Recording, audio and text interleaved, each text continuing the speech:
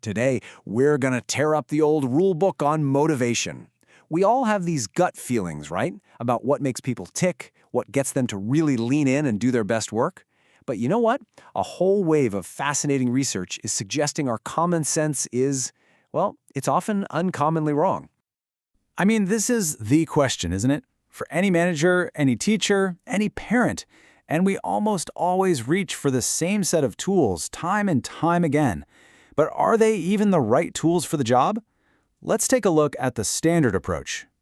So this is the playbook we all know by heart. It's simple, it's transactional, and it seems totally logical. You throw more money at the problem, you give out some shiny awards that should equal more effort. At least, that's the idea. These are the levers we pull, and we expect a pretty predictable result. But what if those levers don't always work? Or, and this is the scary part, what if they actually backfire? Well, the evidence is piling up, and it's telling a much more complicated and honestly a way more interesting story about what actually drives us. Okay, let's dive into this. First up, the biggest tool in the box, money. The standard thinking goes something like this. If you want better performance, you just need a bigger, smarter financial incentive. Behavioral economists even cooked up what they thought was a supercharged version of the bonus. They call it a loss-framed bonus, and the psychology behind it is really powerful. We know from tons of research that people hate losing something way more than they enjoy gaining the exact same thing. So the idea is, if you give people the money up front, it already feels like theirs. The fear of having to give it back should be this incredible motivator, much stronger than just dangling a future reward. So a major car manufacturer decided to put this to the test in a huge way. They took almost 300 of their dealerships and split them up. One group got the normal bonus. You hit your sales target, you get paid after. The other group got this new, smarter bonus. They got the cash at the start of the month. On paper, the loss-framed group should have totally crushed it. But the results were, well, they were stunning.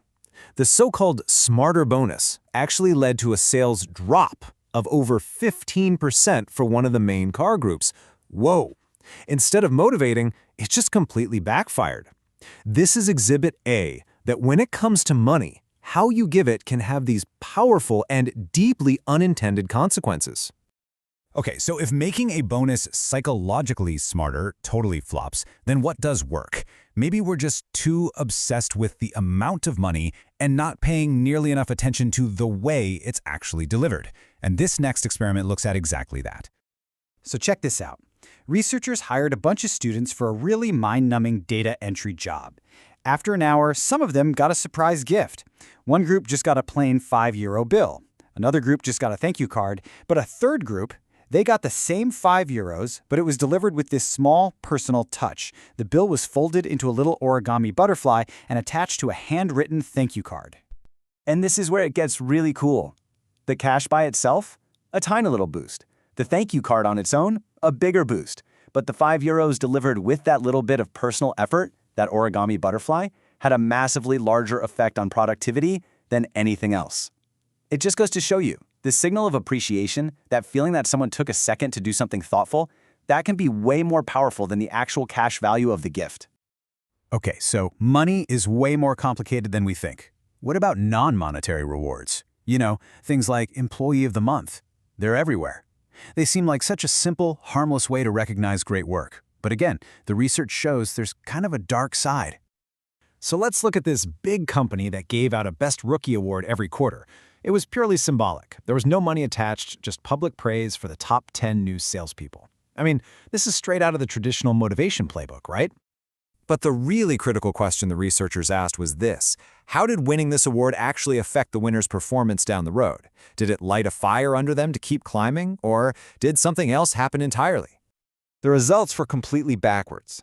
The salespeople who just barely won the award, their performance tanked in the next quarter compared to the salespeople who just barely lost it. And the reason, the researchers found, was likely something called social undermining. Winning the award basically put a target on their backs. Their coworkers, maybe out of envy or a sense of competition, actively made their jobs harder. And listen, this isn't just some isolated thing.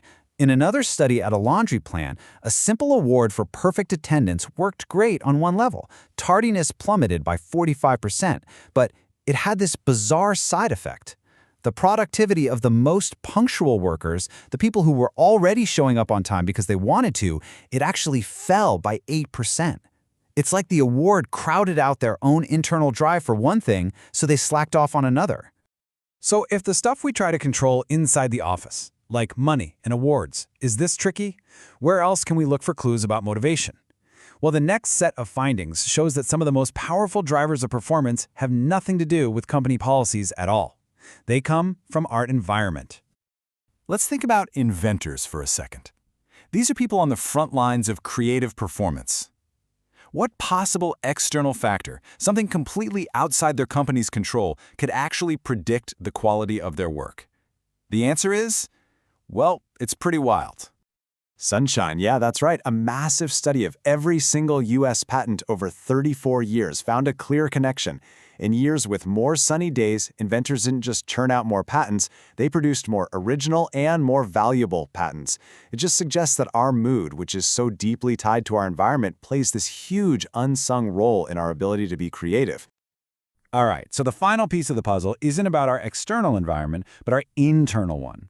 I'm talking about a fundamental human drive we just totally overlook at work. I'm talking about curiosity. And it turns out we can actually use it as a surprisingly powerful tool. Here's a beautifully simple experiment. In a big building, researchers posted a new trivia question every day right next to the elevators. But here's the catch. To find out the answer, you had to take the stairs to the next floor, where they posted it in the stairwell. They created this little information gap, an itch of curiosity that you just had to scratch. And you know what? It worked. Stairwell usage shot up by almost 10% during the experiment. People were willing to actually exert physical effort, to take the harder path, not for money, not for an award, but just to satisfy their curiosity. It's this powerful, built-in motivator we can tap into.